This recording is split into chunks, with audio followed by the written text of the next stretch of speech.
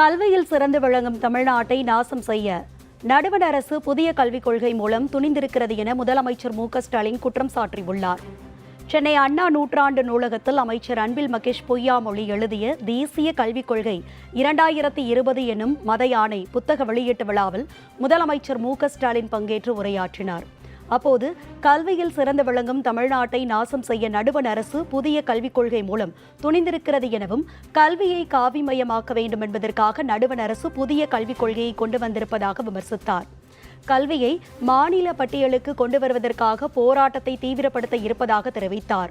மேலும் இடஒதுக்கீடு இருக்கும் வரைதான் தமிழ்நாட்டில் உள்ள தாழ்த்தப்பட்டவர்களுக்கு இடஒதுக்கீடு கிடைக்கும் என கூறிய முதலமைச்சர் மு.க.ஸ்டாலின் குறிப்பிட்டவர்கள்தான் படிக்க வேண்டும் என்றால் அது பாஜகவின் காவி மாடல் என சாடினார். இன்னைக்கு நாடு இருக்கிற நிலைக்கு மிக அவசியமான புத்தகம் இது. ஒன்றிய பாஜக அரசு பொறுத்த வரைக்கும் எல்லாத்தையும் காவிமயமாக்கணும். முதல்ல கல்வியை காவியமயமாக்கணும்.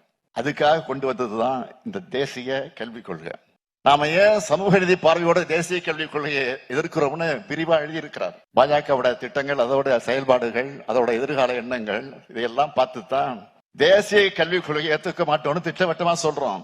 இன்னைக்கு கல்வி தடைபோடும் ஒன்றிய கல்விக் கொள்கைக்கு எதிராக நம்ம திராவிட மாடல் அரசு போர்வாலை சுழற்றிட்டு இருக்கு.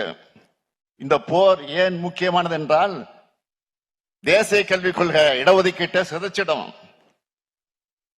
இடஒதுக்கீடு இருக்கிற வரைக்கும் தான் ஒடுக்கப்பட்ட பிற்படுத்தப்பட்ட மக்களுக்கு உயர்கல்வி கிடைக்கும். பன்முக பண்பாட்டை NEP தகர்த்திடும். 75 ஆண்டு காலமாக கட்டமைக்கப்பட்ட ஒருமைப்பாட்டை சிதைச்சு சமஸ்கிருத பண்பாடு கொண்ட ஒற்றை தேசியத்தை கடமையாக்குறது தான் அவங்களோட ஒரே நோக்கம். இதை தடுக்க ஒரே வழி கல்வியை மீண்டும் மாநில பட்டியலுக்கு கொண்டு வருவதுதான். அதுக்கான போராட்டத்தை நாம தீவிரப்படுத்தணும்.